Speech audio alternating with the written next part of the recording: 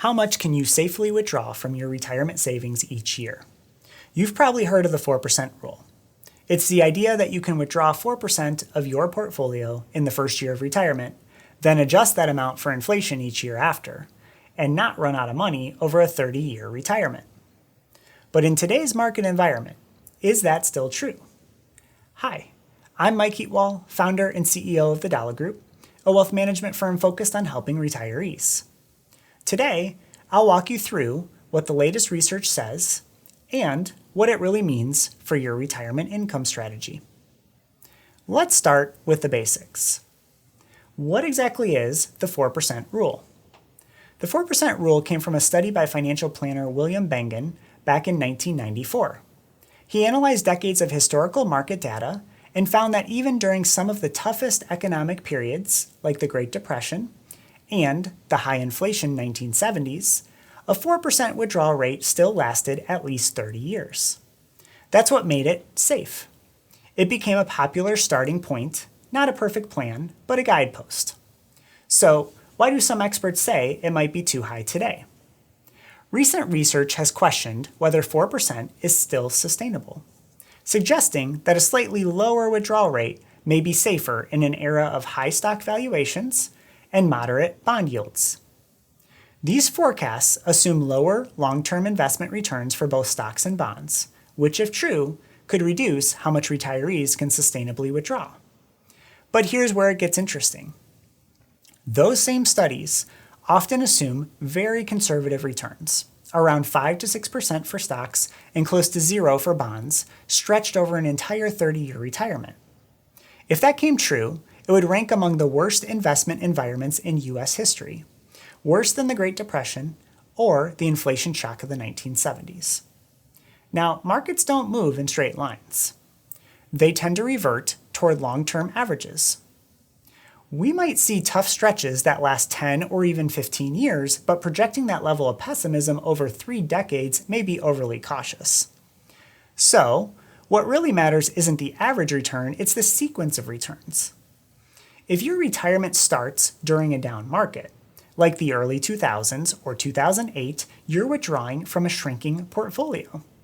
That makes it much harder to recover later, even when the market rebounds. That's what we call sequence risk. And ironically, that's exactly the type of challenge the original 4% rule was designed to withstand. Let's look at what the historical data actually shows. Even when tested against the worst periods in U.S. history, 2 world wars, high inflation, and multiple recessions, the 4% rule still held up. So unless the next 30 years are worse than anything we've seen in the last 140, the 4% rule still has a strong foundation. We don't treat it as a one-size-fits-all answer, but it's a reliable baseline, a conservative starting point. Now, here's where the planning becomes personal. For many retirees, the goal isn't to squeeze every last dollar out of their portfolio. It's to have the confidence to spend without fear of running out.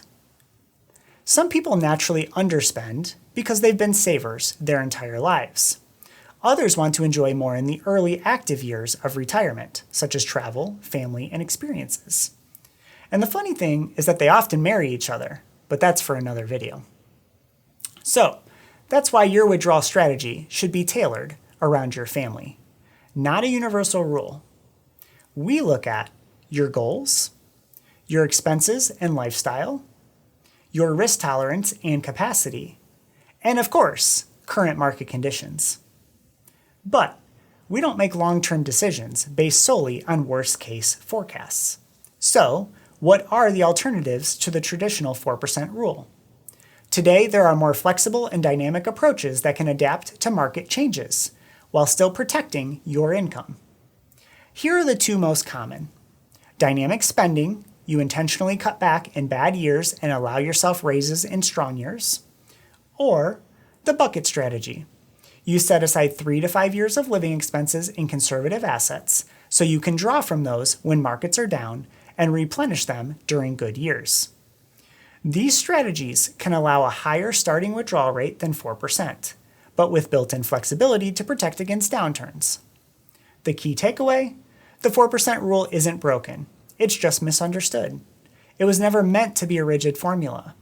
It's a guideline to help you retire with confidence, knowing your plan can weather good markets and bad ones. Even under conservative assumptions, it still performs surprisingly well. But retirement isn't about math alone. It's about peace of mind. That's why we help our clients build personalized income strategies that give them both stability and flexibility. If you found this information helpful, please give us a thumbs up and subscribe for more financial insights. Thanks for watching, and we'll see you next time. Once again, I'm Mike Heatwole, founder and CEO of the Dala Group. If you are interested in seeing how we help our clients, visit us at www.thedalagroup.com. Give us a call or schedule a time to connect with one of our wealth advisors. We would love to hear from you.